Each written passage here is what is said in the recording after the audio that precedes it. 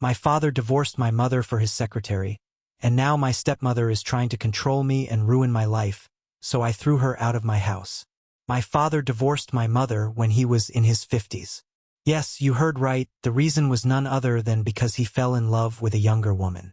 My father is 54 years old and my mother is 52 years old. 4 years ago, my father was promoted to director after working for the company for 25 years. It was a great achievement for him, and we were all very proud to see him leading the company, where he had started as an intern 25 years ago. My mother, on the other hand, owns her own advertising agency, and although it's not as big as my father's, she's still the boss there. Yes, I come from a wealthy family. As for me, I'm 26 years old and a successful graphic designer. No, I don't work for any company. I work for myself. I'm a freelancer. I'm about to start my own business, and I hope it goes well. Thanks to my mom, who has been involved in the digital world since the internet revolution, I was introduced to the world of freelancing at an early age. I started working as a graphic designer in my teens, and by the time I finished high school, I was already earning thousands of dollars a week. I wouldn't say my parents had the perfect marriage, because for many years I hardly ever saw them together. They were both so busy with their own lives and their flourishing careers that they hardly had time for each other. But that wasn't always the case when I was growing up. My parents were the best team you could ever wish to meet. They were passionate about everything, but especially about their work. They were ambitious, lively, and loved life. I had a very happy and fulfilling childhood. When I went to university, I noticed that they gradually drifted apart and led separate lives. I thought this was a natural process of focusing on personal lives at a certain age, because I had never seen them argue or speak badly of each other. But then I learned that this was not the case. After my mother went through menopause, my father lost interest in her. He said her hormones became unbearable. Guess what comfort he later found with his secretary? After my stepfather was promoted to director, he was assigned a secretary. No, it happened long before that. It started when the rumors of my father's promotion started circulating the office. But after my father was officially promoted, his attitude towards my mother became serious. Mom, knowing what was going on, wished him luck and let him go free, without a fuss. That's what I like best about my mom. She's the most sophisticated and courageous woman I've ever met. But before letting him go free, she made sure to take what was hers. The house they lived in and most of Dad's savings as alimony. No, she's not a gold digger. She created the wealth with Dad, and she couldn't let someone who didn't work for it enjoy her hard-earned money. So after the divorce, my father was left with almost nothing, except for his car and some savings, which he squandered on his new love/secretary. My parents' divorce went smoothly, and my father did whatever my mother asked because he knew there was no point in arguing with her. She would ruin him. Thank God. I had moved out before all this happened. While at university, I rented a luxury 2-bedroom apartment and enjoyed life to the full. I earned enough money freelancing to pay the rent and utilities, so why not? I didn't want to take sides. I loved them both. I was an adult, I understood them both. I was closer to my mother, but I had a good relationship with my father too. I respected my father because he was good to my mother. He always supported her and cheered her successes. My father started living with his secretary or mistress, call her what you will, in a rented apartment, because Mom threw him out of the house. Dad's company has a strict no-dating rule for colleagues. Dad wants to keep a low profile until he decides what to do next, but his lover can't wait to tell her work best friend about her big win. Yes, Dad is a big win for a single mom who is a secretary and answers phones and takes messages. She has no friends at work, and her best friend let slip that she was dating Dad, and they both got sacked. Yes, Dad lost his position as director as a result because of this woman. Mom got the last laugh. Yes, a few months ago, I bought my own house, a luxury 3-bedroom penthouse. Thanks. Here's the thing. Last week, my father came to visit me and asked for help.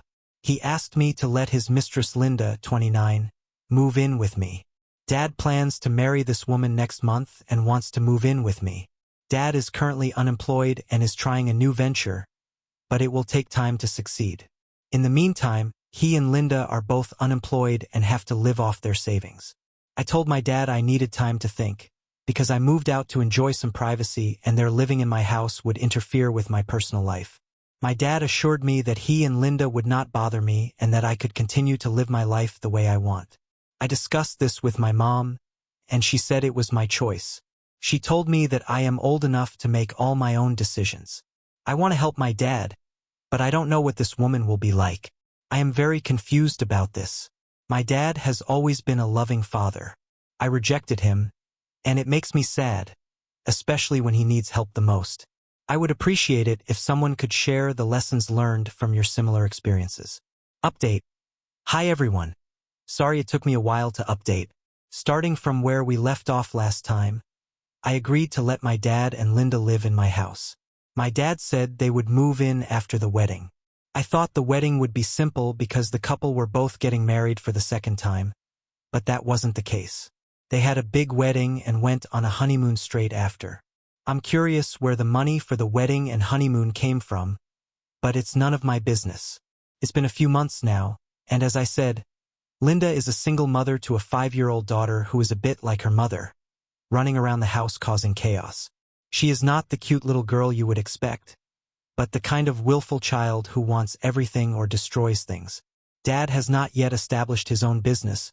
He is looking for investors to let them invest in his business, and meanwhile, I have not seen Linda go to an interview.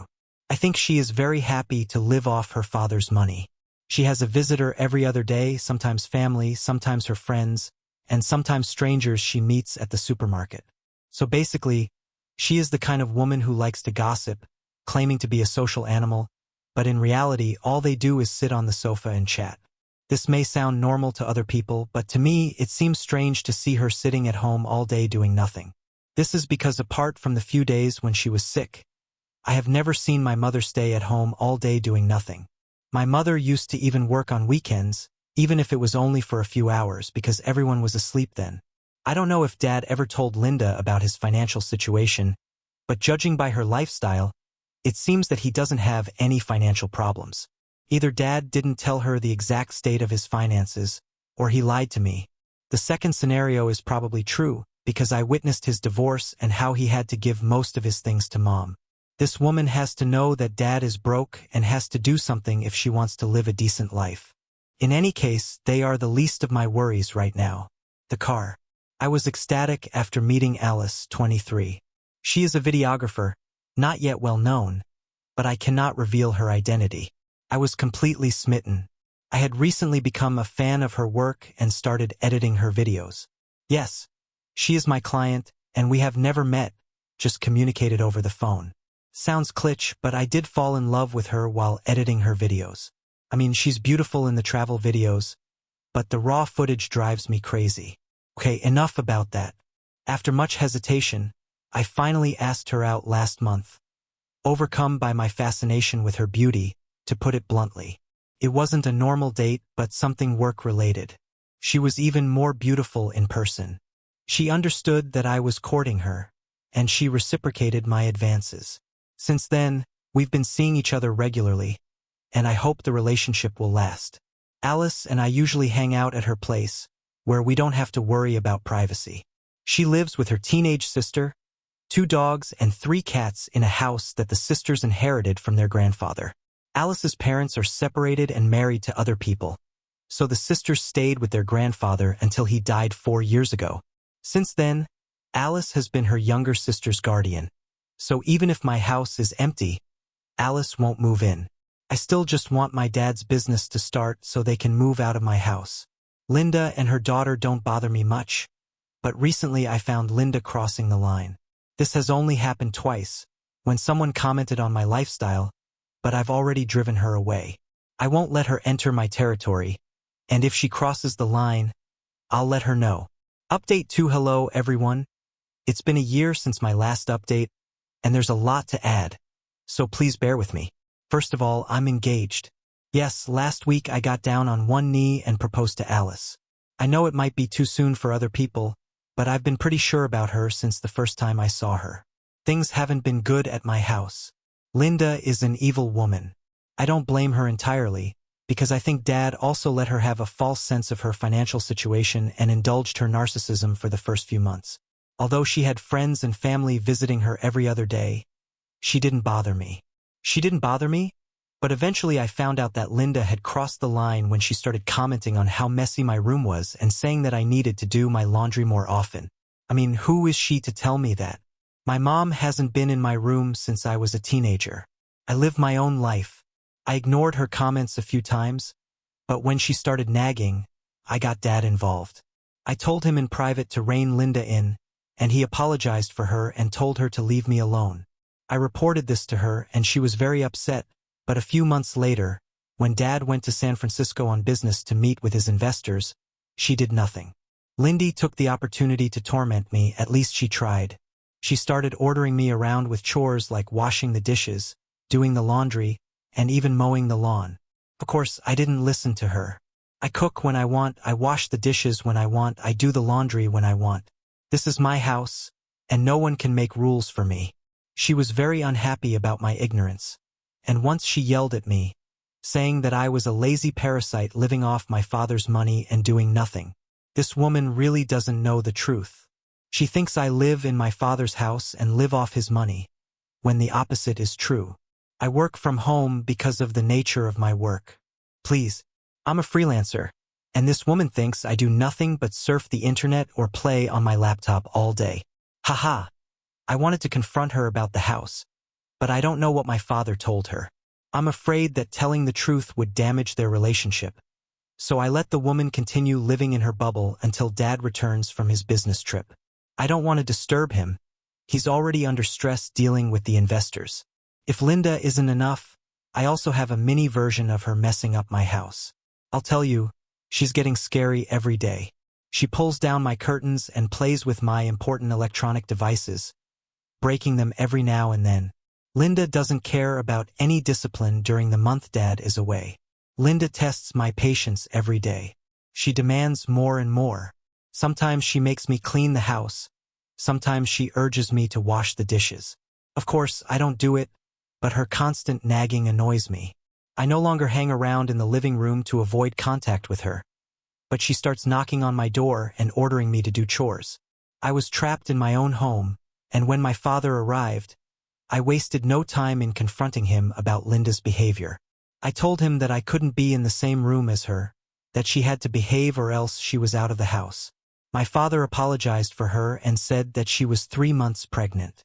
Pregnancy, I thought, is all about hormones. I remembered that my father had divorced my mother because of her raging hormones during menopause, so what was he going to do about Linda? I wanted to throw Linda out of the house, but my father begged for a few more months to solve the problem. I told him about Alice and said I wanted to marry her as soon as possible, and that I would need privacy in the house by then. I hadn't proposed to Alice yet, and he assured me that within 6 months, his business would be up and running, and he would be able to find his own house. I asked him if he had told Linda that the house was mine, because she was bossy. He didn't answer the question, but instead changed the subject. I guess he hasn't, and he has no intention of telling her the truth. God knows what he sees in that woman that he's willing to risk everything for her.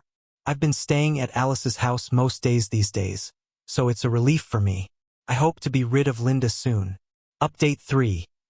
This woman, Linda, is simply unstoppable. In my last update, I mentioned that I had proposed to Alice and planned to marry her in the next few months, but Linda vowed to cause me trouble. Just a month after I got engaged to Alice, she came to my house. Normally she doesn't come to my house because I spend most of my time at her place, but this time she had a bad case of the flu and couldn't even lift her head. She knew what was going on at my house, but not the details. Linda thinks the house is hers, and I'm not a gossip, so I don't like to chat.